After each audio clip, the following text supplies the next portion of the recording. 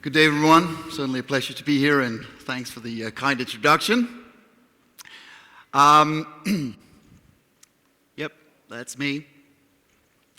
For the record, my name is Ulrik Krag Morell. I have no idea how to pronounce that in fluent Spanish, so I'm going to stick to the Danish edition.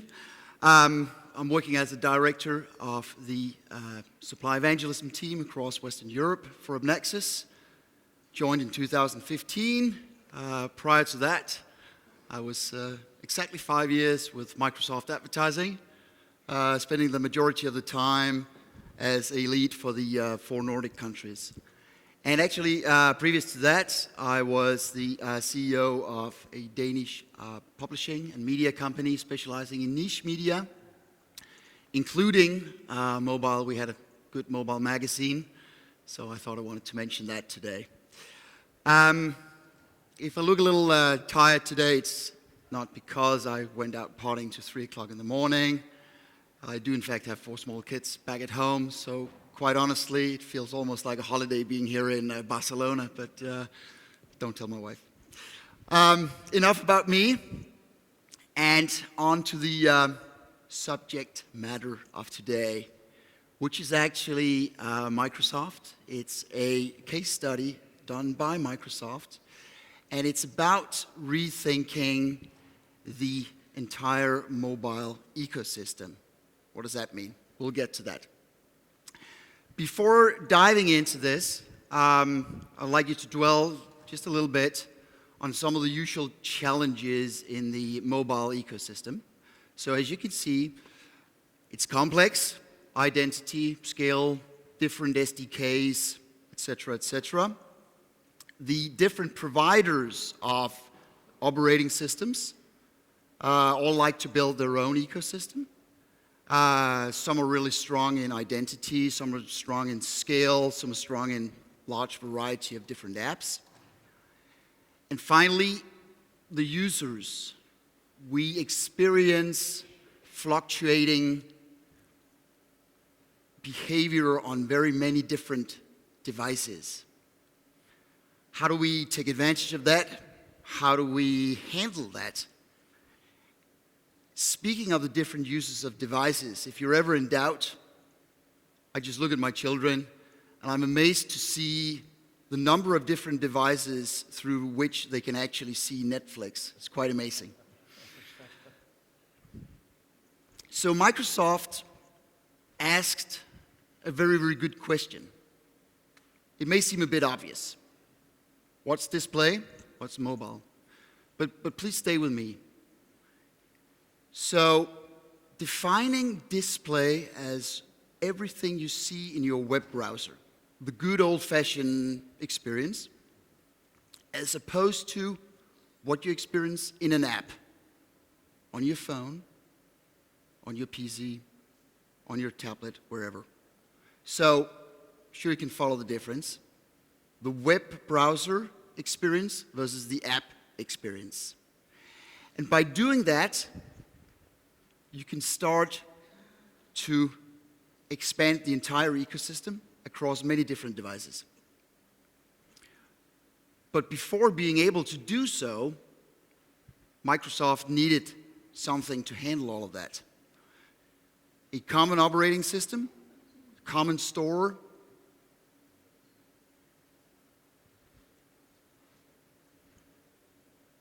Windows 10, which was launched last summer, was finally the answer to that, bringing all those things together. So, I'm going to do a little experiment here.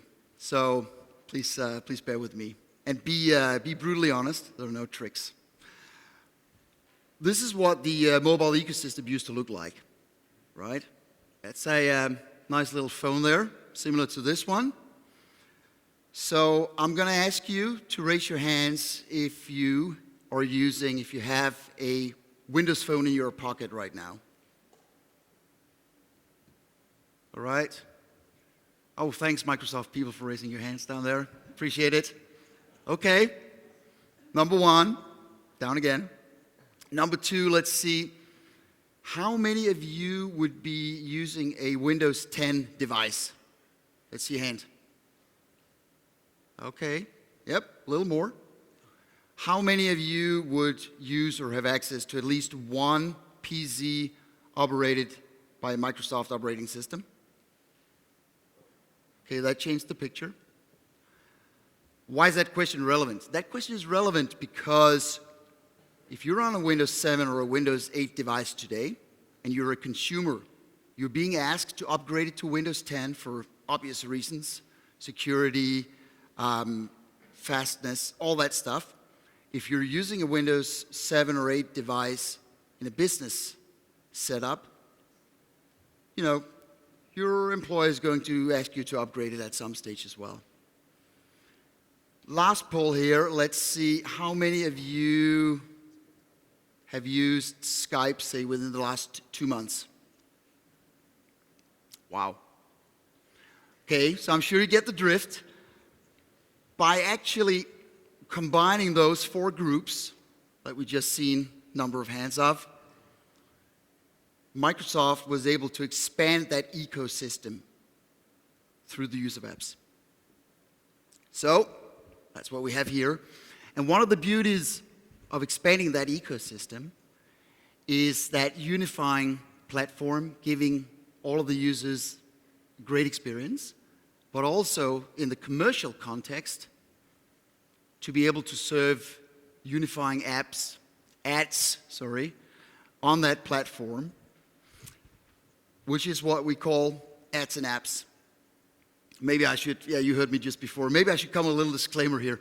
I'm sometimes being approached by people when I travel around in Europe asking me why I'm talking about ad snaps. So it has absolutely nothing to do with ad snaps. This is ads in apps, not snaps. But I do realize there are very certain similarities there. So have a look at this. It's really interesting to see the vast array of different devices being offered, from the very smallest phone to Surface Hub, Xbox as well, even to HoloLens, Internet of Things, all being served by Windows 10, giving the user the possibility to use apps on that platform. Jumping back to that consistent ad experience I talked about just before, Microsoft did a few other things which are quite important in this context. Number one, they gave the opportunity or the ability to follow the user, so the cross-device targeting, which is so important when you're having users on multiple devices. They obviously used this concept to add, say, 200-300 million extra devices into that ecosystem. They were kind to offer M-Rate, so we can now go to market with rich media experiences, offer great stuff there. And finally, Microsoft kept the idea of the login, the Microsoft ID, which is necessary to operate a Microsoft device. Strictly speaking, you can still operate a device without logging in, but it doesn't really make sense because you cannot download apps and you cannot get access to OneDrive and all the other services. So keeping that Microsoft ID is really a centerpiece in this app ecosystem. So you may ask yourself, why is this guy on stage from AppNexus talking so much about Microsoft? There's a good reason for that. You may know, if not, you will now. AppNexus powers Microsoft advertising inventory across all markets globally. 60 markets. Out of those 60 markets, in 49 markets, we're actually the only ad server. 11 other markets, there are other ad servers, but in 49 markets, AppNexus is the only ad server. And an interesting point here is that Microsoft made a bold decision, which took place in October last year. They actually made the decision to take 10 markets in Western Europe to 100% programmatic level. That happens to be those markets that I'm responsible for, which means that from October 1st, we could not accept any insertion orders. Only inventory available programmatically. We set up the so-called Microsoft Supply Evangelism Team to help that being a success, and that has in fact been quite a big success, but that's a completely different presentation, which you'll get another day, hopefully. I mentioned 100% programmatic, and there's a great reason for that. It gives the buyer a number of different opportunities and advantages.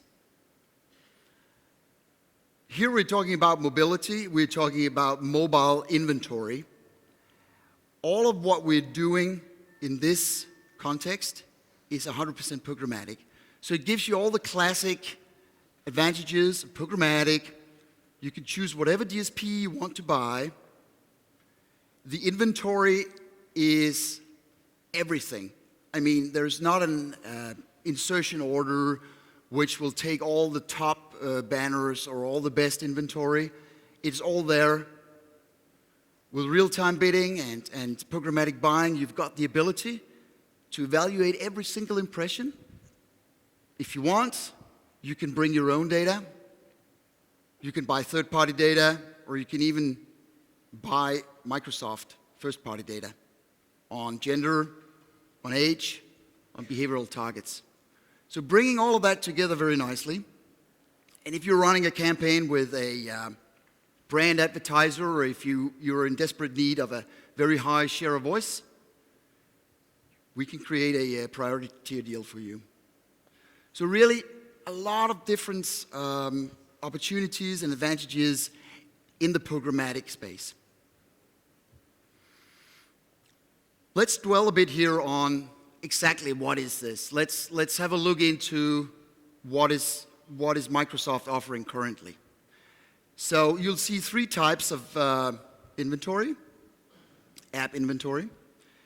It's the classic Microsoft owned and operated inventory with Outlook, Skype, and stuff like that.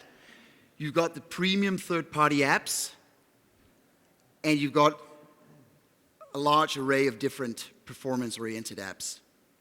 Now, you may think performance is equal to, less interesting inventory. I'll challenge you that's not the case. Every single app offered in the Microsoft Store has been carefully scrutinized, and it gives good security level, and it's really good. Also, as mentioned, you can follow the user across devices. You can bring your own data. You can finally do cookie matching, enabling you on an ads and app campaign to do conversion tracking. You're going to get access to 13 billion impressions per month, which to me is an incredible, impressive number. Imagine 8 months ago, prior to the launch of Windows 10, this number was insignificant. This number has grown rapidly and impressively over the last 8 months. And you can ask for different segments. So if you're an automotive advertiser, you'll get all the automotive-oriented apps, obviously. So this has been actually available for some time. So let's have a look at what are the experiences. We've done a few case studies, of which I've chosen to take along here the Fiat 500X. Fiat did both first-party and third-party data buying. We did the 25 to 65 stylish adventurers segment, run of ads and apps, meaning that their ads would run across the entire app network. As you can tell, pretty impressive numbers, 38% lift in those considering buying the Fiat 500X. That's quite impressive. Another one, BlackBerry.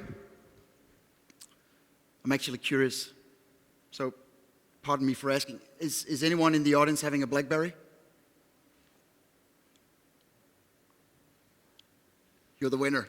Great. There's still one. Good. So BlackBerry did another campaign, male 25 to 44 business professionals, resulted in many positive things here, 85% lift in BlackBerry brand searches.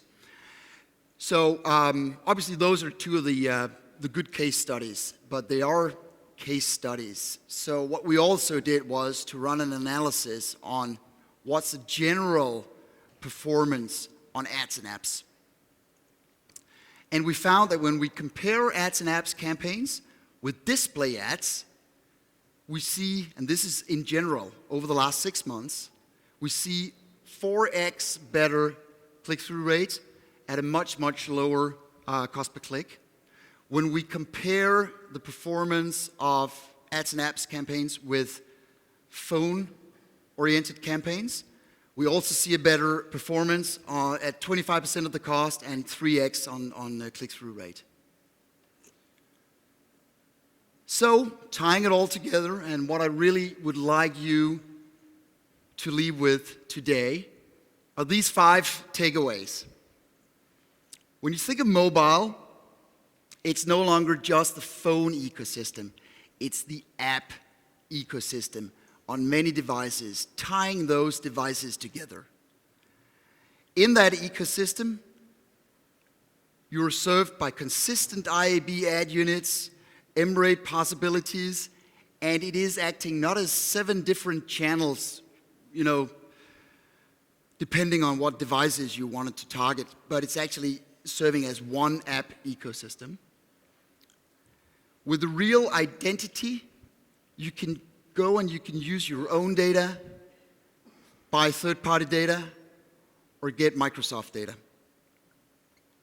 And it's all available programmatically, with all the benefits of programmatic that we just talked about. Therefore, by reintroducing Windows 10 ads and apps, you have the era of mobility. Thank you very much, ladies and gentlemen.